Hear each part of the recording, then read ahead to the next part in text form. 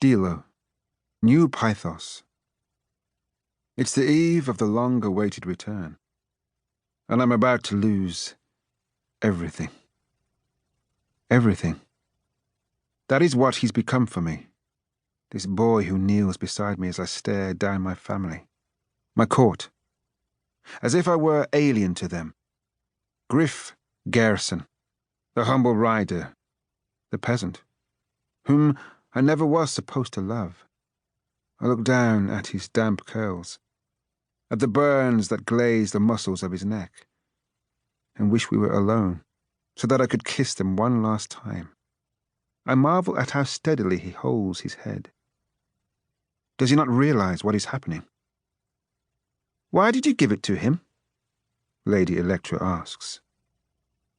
My crime? I gave Griff Garrison the key to his muzzled, chained dragon, which he used to find Antigone, first rider of the Callipolis fleet, and turned spy against us. Tonight, Griff's crimes have been uncovered, even as our plan proceeds unfoiled. Ixion still sets out to bring Callipolis to its knees, with the help of a foreign princess and a promise of bread. I'm closer to returning to my home now than I've been in these 10 long years of exile. I should be glorying in our triumph. But all I can think is that the one I love is about to be dropped. The dragonborn exiles in this room look at me, look at him, and make their assumptions. They assume I was a love-struck fool, too smitten to ask what he did with that key. I was smitten. I am smitten. But I was never a fool. I didn't ask what he did with that key, but I knew. I let him. Why? That is the question that turns over and over, like sea-smooth stones knocking in my hand. Why did I enable this treachery? I've prepared for the long-awaited return to Callipolis, as eagerly as the rest of them. I long to go home. I feel the absence of the skyfish summer palace, like the ache of a missing limb. Still waking up, 10 years later, from dreams where I smell the Median wafting through sunlit marble halls, and hear the ghostly laugh of a mother the usurpers took from me. It's been a pleasure serving all of you, says Griff, bowing low, before he's dragged from the room. Once he's gone, Father makes the one demand commensurate with my failure. You will be the one to drop him.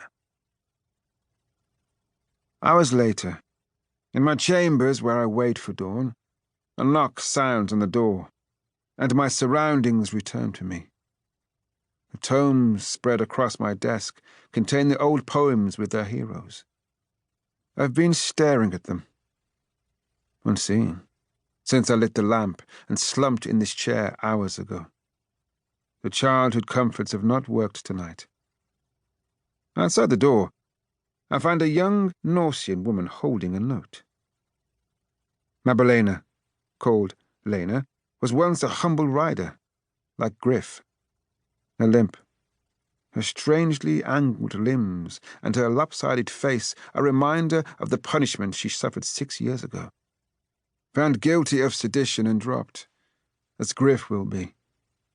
Though only an idiot would believe sweet, bumbling Mabelena capable of anything that they accused her of. She served in the citadel ever since. Her quarters are in the dungeons, in an unlocked cell. There's no point locking Lena in. She has nowhere left to go. For her, the drop was a life sentence of pain. For Griff, it will be an execution. A message from Lord Rode, my lord. Rode has written, "Do not despair so soon, brother. There are plenty more peasants to warm your bed."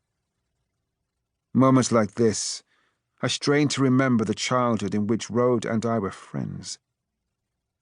I look over the letter at Mabelena, who waits with eyes downcast, her face placid.